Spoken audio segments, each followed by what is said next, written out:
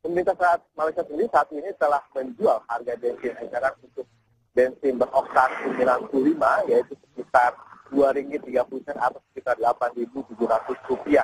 Sementara solar sendiri dijual pada angka Rp2,2 atau sekitar Rp8.300 per liternya. Namun demikian dengan angka jual tersebut sendiri pemerintah Malaysia sebenarnya masih memberikan subsidi kepada rakyat Malaysia yaitu sekitar 28 sen untuk bensin dan juga 32 sen atau sekitar Rp1.500 per liternya untuk setiap solar yang dijual di eceran.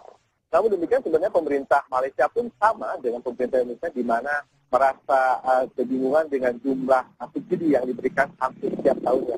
Saat ini sendiri pemerintah Malaysia memberikan subsidi rata-rata setiap tahun sekitar 21 miliar ringgit atau sekitar lebih dari 75 triliun rupiah. Jadi angkanya memang jauh lebih kecil dibandingkan dengan angka subsidi yang diberikan oleh pemerintah Indonesia pada rakyat Indonesia. Namun apabila kita compare atau bandingkan dengan jumlah penduduk di Malaysia sendiri, memang angka subsidi yang dikeluarkan oleh pemerintah 20% lebih besar. Jadi bisa terjadi karena jumlah penduduk Indonesia atau Malaysia ada sekitar 1/10 atau 10% dari jumlah penduduk Indonesia. Sehingga pemerintah Malaysia menilai bahwa jumlah volume penggunaan BBM bersubsidi di Malaysia jauh lebih tinggi daripada di Indonesia. Dan saat ini sendiri pemerintah Malaysia sebenarnya pada akhir bulan lalu telah menelurkan atau akan menggarap sebuah mekanisme subsidi baru terhadap rakyat di Malaysia yang akan dilaksanakan pada Juni tahun 2015 mendatang. Yaitu bahwa subsidi full masih akan diberikan kepada rakyat yang berpendapatan RM5.000 per bulan atau sekitar lebih dari Rp16 juta per bulan. Sementara subsidi setengah yang tidak penuh yaitu diberikan pada rakyat yang berpendapatan antara RM5.000 hingga Rp10.000. Sementara rakyat Malaysia yang memiliki pendapatan penghasilan lebih dari Rp10.000 per bulan akan dibebaskan dari segala subsidi atau mereka harus membayar harga bensin atau harga BBM sesuai dengan harga internasional. Mekanisme ini sendiri memang masih belum dikeluarkan ya karena kita masih belum mengetahui dengan sistem apa mereka akan membagi-bagi pemberian subsidi ini pada rakyat. Demikian, Willy Bagian. Baik, terima kasih Dodi Kusmayadi melaporkan langsung dari Kuala Lumpur, Malaysia. Kita ke Bang Syafian dulu sebelum ke Bang Ihsanuddin ini.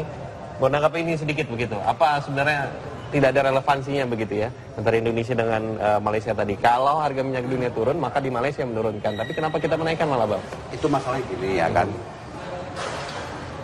Saya pikir pemerintah menangkap momen ya kan. Kalau dia tidak naikkan sekarang, saya melihat harga minyak dunia ini akan cenderung bertahan di pusaran 70. Ini sampai 6-7 bulan ke depan. Katanya 2-3 bulan, Bang. Kenapa? Katanya yang 2-3 bulan saja. Ya itu kan menurut pendapat orang. Ini menurut pendapat saya. Ya kan? Kalau itu tidak dilakukan, ya akan ketinggalan momen. Ya toh? Ya toh? Nah jadi yang penting menurut saya aturan mainnya itulah dulu ya kan.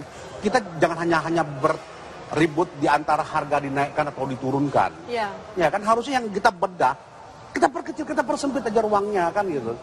Karena subsidi ini kan sebetulnya kan sebuah kebijakan yang sudah dilakukan oleh Soeharto. Ya kan, dari tahun 70-an. Ya. Ini sudah menidurkan masyarakat supaya tidak protes ke pemerintah. Tapi kalau ketika Soeharto melakukan itu pantas karena harga minyak masih murah, produksi kita banyak, jumlah kendaraan belum sebanyak sekarang. Nah ini perlu nggak dipertahankan? Bang Sofiano, kalau kita melihat tadi yang disebutkan kan harga BBM yang naik dan juga harga BBM yang turun begitu. Kita tidak berbicara sebenarnya akar masalah dari kenaikan BBM. Kira-kira menurut Anda apa? Dijawabnya nanti ya. Usai jeda pada berikut ini, pemirsa, hanya di Apa Kabar Indonesia.